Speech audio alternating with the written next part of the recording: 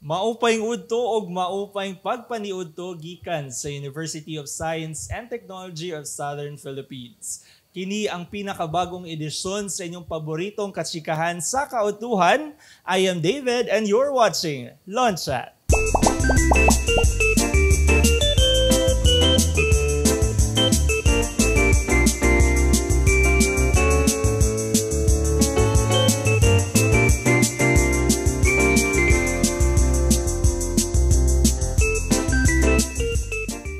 Maayong udto trailblazers across the USTP system from Alubihid, Balubal, Cagayan de Oro, Claveria, Hasaan, Oroqueta, Panaon ug Villanueva.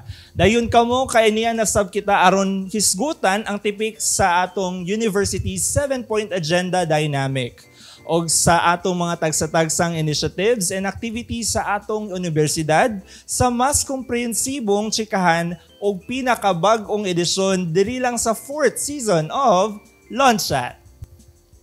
Karong udto atong makauban og atong hisgutan mahitungod sa Student Assistantship Program sa Office of the Student Affairs og syempre uban nato karon ng Everdynamic o sa USTP Director of Cagayan de Oro, walay lain, Sir June Kinito. Sir, mayong udto. Hello, mayong udto David, and of course mayong udto pod sa tanang trailblazer diha nga gapaniudto. Nalipay ako nga makauban ninyo for this episode and segment sa ato ang Lunch Chat.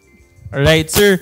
Dili na nato dugayon no ato nang hisgutan may tungod sa SAP or Student Assistantship Program. So, as what we've mentioned, no, we are here to discuss more about this program, and this is relatively significant for our students in this university, sir. So, can you tell us more about this Student Assistantship Program, sir?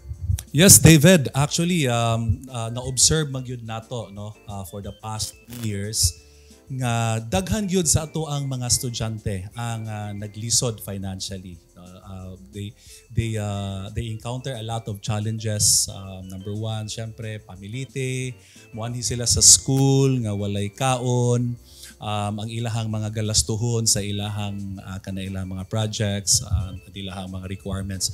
So basically, kana bitawng daghani sila. And nakita po namo observations lang sa mga counseling nga gahitabo. And of course, naay mga consultations sa atong mga estudyante nga gi-raise up gyud no sa administration nga daghan gyud aning mga estudyante nato gaanhi sa eskwelahan nga mismo walay pamahaw ug walay para paniudto ug walay para panihapon. And here comes kining Student Assistance Program. We come up with this one. We formalize it and then gibutangan gyud nato siya og item sa ato ang OPCR no sa ato ang Office Performance Commitment Review ug budget. Nga kini siya maghatag ni siya og kanang meal subsidy for initial implementation, meal subsidy lang sa para sa mga estudyante nato nga kana bitawng wala gyud kaon nga moanhi diri. And we also promote mental health, mental wellness, and nakita po namo dire based sa ato ang mga conversations, sa atong inputs coming from our guidance counselors. Nga dahag mga issue no kining mga visit sa counseling nga walay kaon pod, lisod kaayo ilahang kahimtang ana, and unsaon man sad na nimo David, unsaon man sad na natog tuon take og exam or kanang pag-study, di ba, kung walay sulod ang imuhang tiyan. So hagit gyud na og lisod kay na siya para sa atong mga estudyante. So initially ang chancellor suggest gyud siya nga to make it formal or to make it a program in the Office of Student Affairs. So with our initiative and then gidala na niya sa discussion table sa Board of Regents, and naay mga board member nga suportado gyud ni siya nga mga programa, and even they are willing to extend their help and personal support para ani nga programa. So for now, David, nag-launch ta ani nga programa atong March 8, and for dissemination sa ato ang mga estudyante nga naa ni nga program sa USTP CDO. katong mga estudyante nga gaanhi diri nga naglisod yun sa ilahang pagkaon, please visit the office and avail of this student assistance program. And nag-start nag-release sa ato ang mga meal stub last April 15. So medyo bibo ang ato ang pag-distribute ana kay mura siyag fiesta. No, nalipay mi nga daghan ga avail. All the while we were thinking, David, nga maulaw ang mga estudyante og avail ani. But this time mura og they are really kana bitawng eager and maybe excited to avail of this student assistance program, particularly kanang meal subsidy sa OSA. So the goal really kanang David, no, and also our dear Trailblazer is kanang ma-address yun nato kinsa yun tong mga mas nanginahanglan pag yun kini nga klase nga tabang. So initially karon nga tuig natay 1 million peso nga gialat for 2024. Pero sa kadaghan sa atong estudyante nga serbihan, and then kulang pa gyud na siya. And we are looking, no, for some means, ways and means ug mga pamaagi nga mas madugangan ni siya.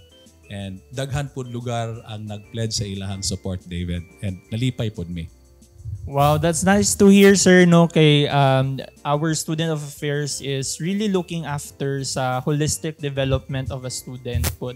And aside from that, sir, by the way, congratulations for the success of the trail run last May 19, 2024. So, sir, aside from the the initial nga kanang goal, no, ni USG with regards to trail run, unsa pa lain nga proceeds ani nga event, sir? Yes, David, I would like to congratulate also the university student government for coming up with that trail run.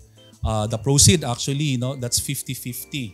50% will go to their fund sa USG, kana magamit bitaw nila sa ilahang operation sa USG, sa ilang activity.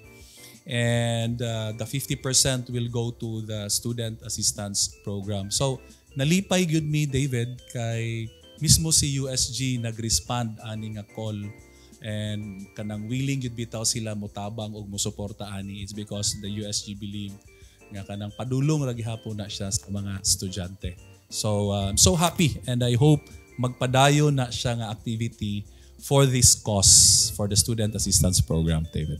Alright, so that's good to hear again, sir, no? So sa atong mga estudyante dara, no, thank you so much also sa tanan nga ni apil, no, nagigduyog sa ato ang trail run last May 19, 2024. So alright, to break the ice, mga ka-Trailblazer, we'll have a short trivia segment og pinasahi kini nga segment kay mga unta. Yes, you heard it right, mga ka-Trailblazer, no? So for today's video, atong sugdan ng ato ang segment nga gitawag nga Tatak Trailblazer. So simple lang ang atong mechanics, sir, no? Before nato itry ang atong Tatak USTP nga pagkaon, ato sab kining i-guess pinaagi sa pagpaminaw sa mga remarks na mahimong clue sa nga gi-prepare sa atong team. And of course, no, gikan kini sa atong mga personnel, alumnus, and students sa USTP kung asam nakatry na pod sila ani.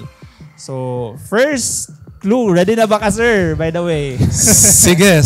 Okay, I'll refresh my memory. Right. So, I believe pod, sir, no, you are a alumni sa Yes. You graduated here at USTP. Yes. Alright, our first clue, sir. It started way back MPSC daw.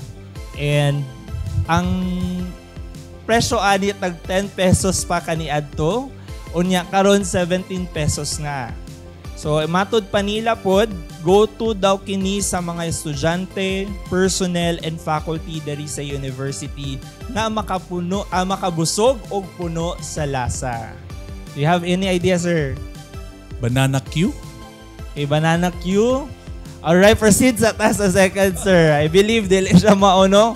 So ang atong second clue, lami ang iyang timpla, labi na sa gulan o palapa. So I believe kung ganahan ka og answer, kung ganahan ka Pater. Pater?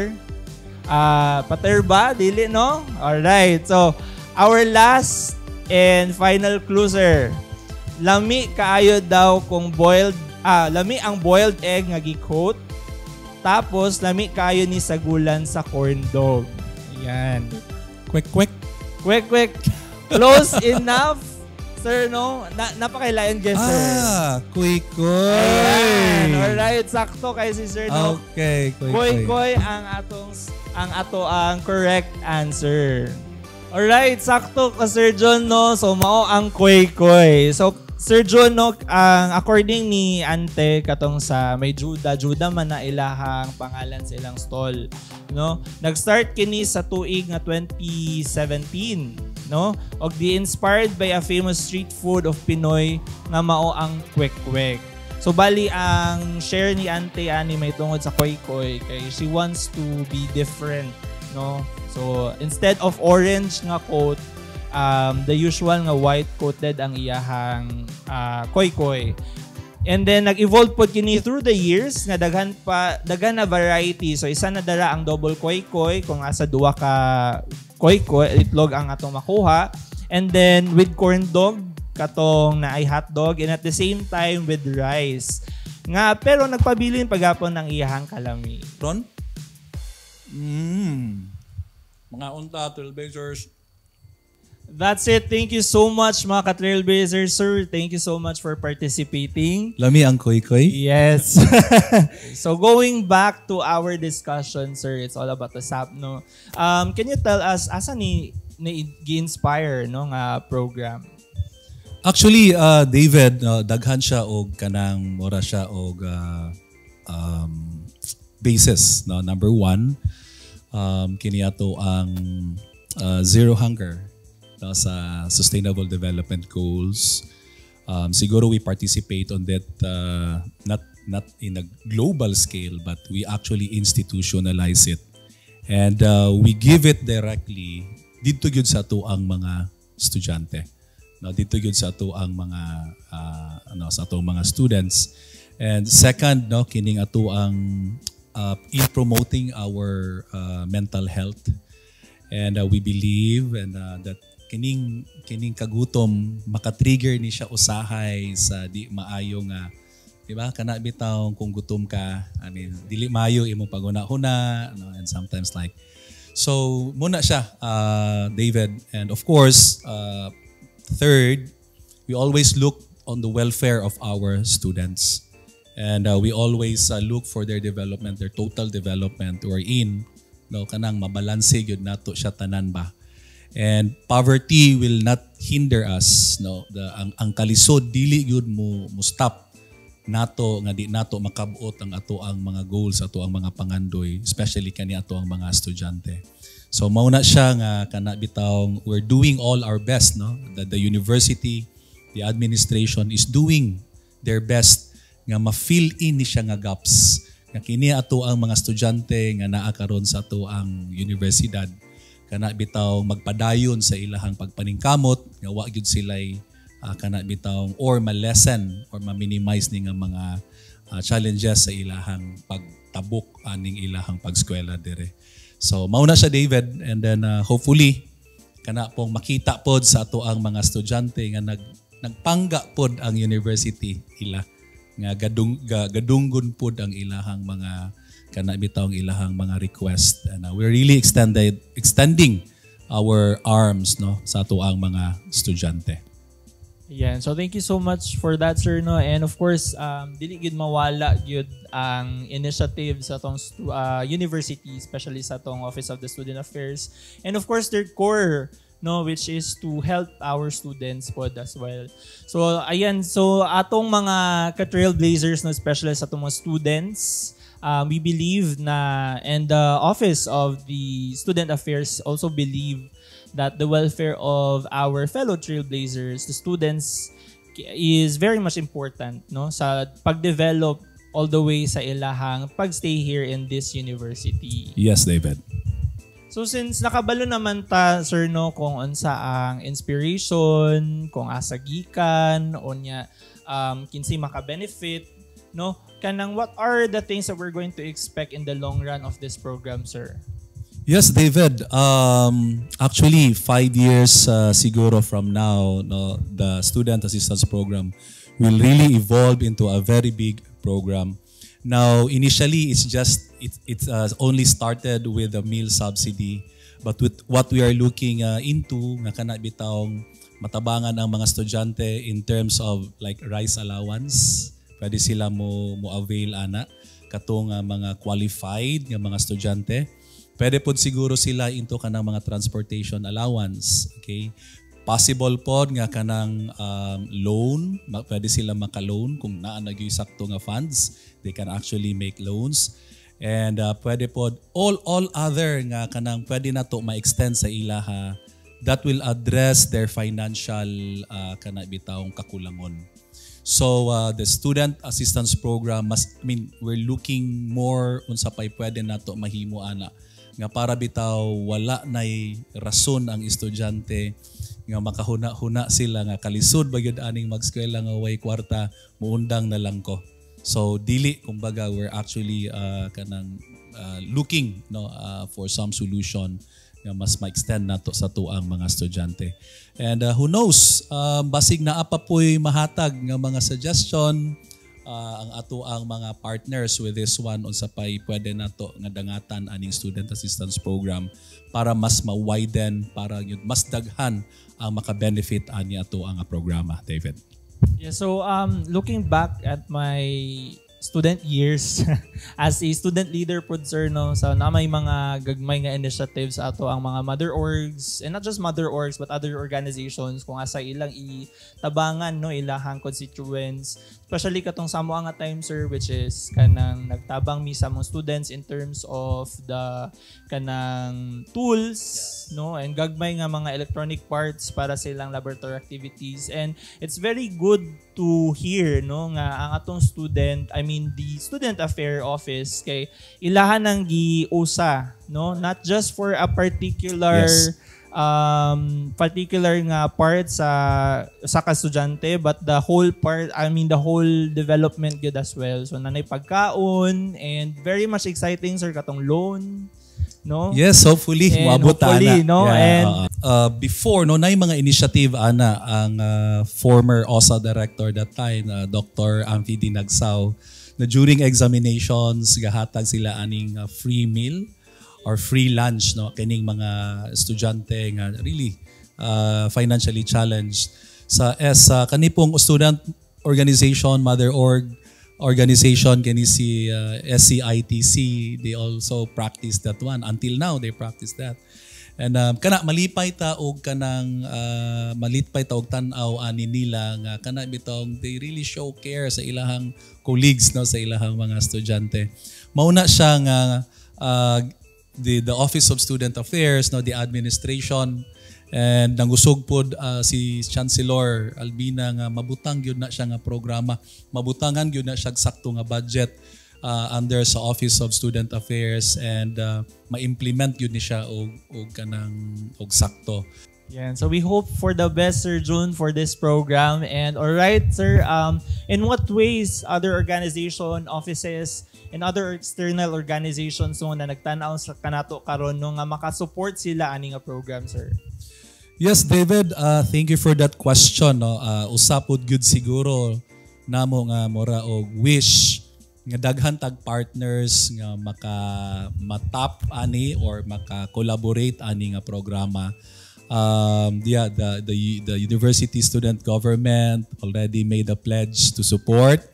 The USTP Parent Teachers Association already actually made a support. Maghatag yun sila og a certain amount to support this one. And there were already discussions, no? I think also the Alumni Association is expressing their support for this program. But we will continue to tap and knock on doors sa ato ang faculty association, sa FASPA, and other associations that nga naka-link or naka-partner sa USTP, and other offices no outside USTP. We will knock on your kind doors to support this program. So you may visit or you may contact us in the Office of Student Affairs, and we will discuss how you can help us. And we will welcome you with open arms, of course. And looking forward no na kana bitong the initial fund of 1 million this year, it could be triple or tenfold next year, and to come up with these different programs. So karon pa lang magpasalamat ko sa ato ang mga nag-pledge ug sa mga gusto mo tabang sa student assistance program. Daghang salamat yun kaninyo para sa ato ang mga estudyante. Thank you. Alright, thank you very much for gracing us with your presence and sharing these very informative tidbits, sir. And of course, I know that the USTP community will be thrilled in this endeavor that we partake in. So in the university's 7-point agenda dynamic, student assistantship program falls under the N, which is the necessitate to provide effective student services and continue investing in faculty development programs. So thank you once again, sir, for gracing us. Thank you, David. Thank you very much. Kautuhan. O sa tanan nato mga ka-trailblazer no nga nananaw sa ilang tag-sa-tagsang cellphones, o bisag unsa pa mga gadgets, and wherever you are sa atong USTP system, hangtod sa sunod natong pag-uban-uban, mauni inyong pinakabagong Lunchican in charge sa kautuhan, David Aran. See you on our next episode diri lang sa Lunchat.